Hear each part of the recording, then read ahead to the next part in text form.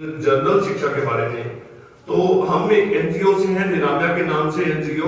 यहाँ पर जो अभिभावक खड़े हैं वो जानते होंगे, यहाँ बहुत पुराने डॉक्टर सी शाह हुआ करते थे, तो उन्होंने अपनी धर्मशाला के अंदर यहाँ नेत्र जांच कार्य शुरू कराया था आज से 10-15 साल पहले।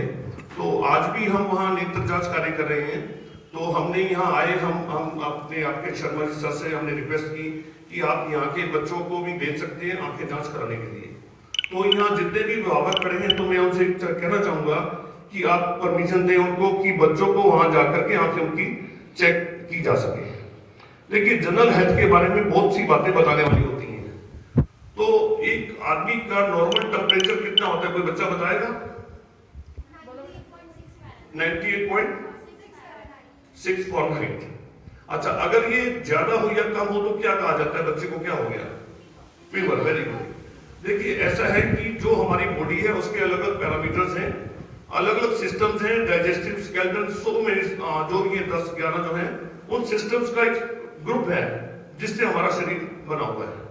तो हमारा फर्ज बनता है इस बॉडी की केयर करके चलना। इस पूरी बॉडी को केयर करेंगे तो हम आगे तक एक सुरक्षित और स्वस्थ जीवन ले पाएंगे। जैसे अभी एक बच्चे ने बताया, क्या नाम आपका बेटा? पूर्वी ने बड़ा अच्छा बताया कि हमारा जनरल टेम्परेचर ये होना चाहिए, उससे ज्यादा होगा तो फीवर, कम होगा तो भी कोई ना कोई डिजीज हमारे में होती है। इसी तरह जो आईज है, आईज का जो नॉर्मल विजन है, नॉर्मल इक्विटी विजन, नॉर्मल देखने की क्षमता, वो 6/6 होनी चाहिए।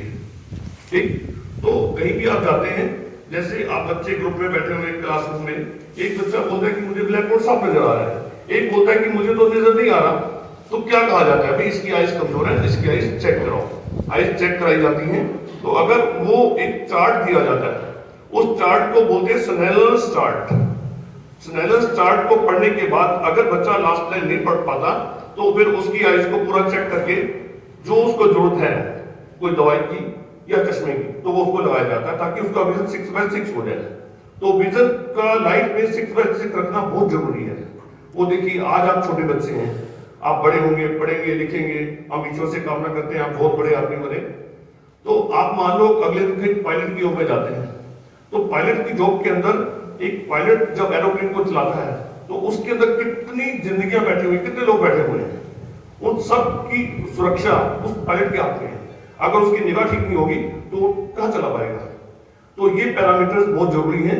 आप अपनी आंखों को सुरक्षित रखें ताकि फ्यूचर के अंदर आप कहीं मेडिकल में जाएं, अच्छी पोस्ट के लिए जाएं, तो फिर आपको वहां विजन चेक कराना पड़ेगा कि आपका विजन 6/6 चश्मे के साथ है या बिना चश्मे के साथ है।